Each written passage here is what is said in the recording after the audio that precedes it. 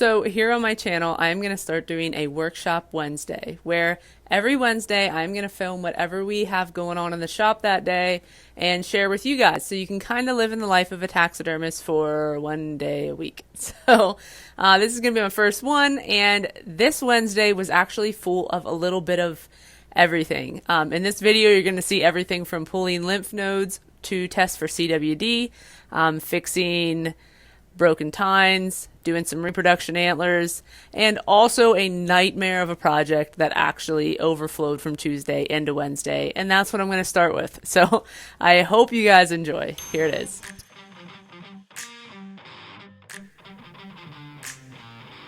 So our day started with this perfect little nightmare here. This round part got stuck up in a moose antler because the square tubing broke off, and we had one heck of a time trying to get it out.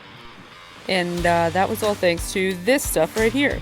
If you want a 5-minute epoxy that is never going to break loose, neither with drilling nor torches nor lacquer thinner nor breaking it loose, this is the stuff for you.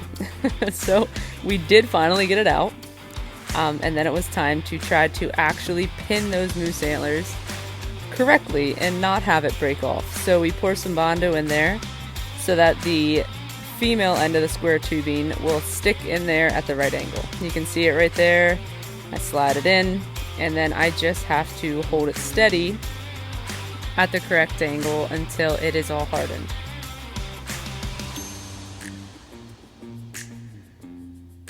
And now it is all firmed up, so I need to take a knife, cut this little bit of electrical tape that was keeping that female end from falling too deep, and it's ready to wiggle off of there. There we go. And we're good. So now it was time to take those lymph nodes out that customer wanted to send in for CWD testing. I, of course, cut straight through them. Right there they are. That's half of them. So I worked my way around there and cut the little top pieces off. They used to take the brain stem and the lymph nodes. So far, everybody this year who wanted them just wanted the lymph nodes. So that must be a new development. There was the other half, down kind of by the throat, between the jawbones. That was the bigger half, so I just kind of worked my way around. When you're looking for them, they're pretty much, they should have little black dots, which you should be able to see here in a second. That one didn't have too much black dots on it, but they're just a totally different texture. They're just like little tiny bean-shaped things. So if you're looking to take your own out, that's my best recommendation, is just look for something that looks weird. There it is. Different color, different shape, different texture. And hey, this is a tradition at the shop, which if somebody who works there gets a kill, you gotta drink a beer to celebrate their kill. So that's what was going on there. And then it was on to some brow tine fixing. This was the first step. There's a little second step, and we still had to do a little bit of extra painting. But after a little bit of rubbing some paint off and adding some paint on, that was pretty much the finished product. Had a little bit of drying left to do though. After all of that, I had some whitetails I had to get painted, so I'm just moving through them, going from a flesh to a rich brown to a dark brown, and then I use a special formula of colors for the nose.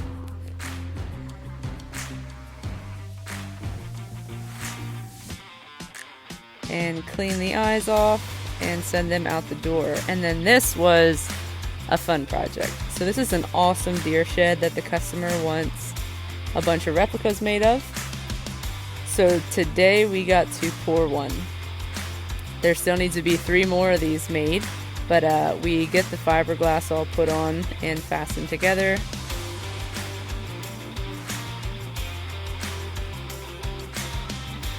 Dropping down the meat hook so that we can set it up. It just makes it a lot easier when it can just hang and you got a hand free for moving it around. Pour the 2-part plastic. We get it all mixed together, and then it is time to pour it. We always go slowly because air can really get trapped up in those points, and going slow at least helps ensure that maybe you won't get any air bubbles. After a few hours of it setting up, it was time to pull it apart. One side of the fiberglass comes off really easy, while the other side is not so easy because of the brow tine, and there's also like a couple inside points. But with a little bit of prying and a little bit of teamwork, it comes off pretty easy. And then the exciting part, which is where you take it out of that silicone casing. Here you can start to see what is underneath there. And tine by tine, it starts to look like something.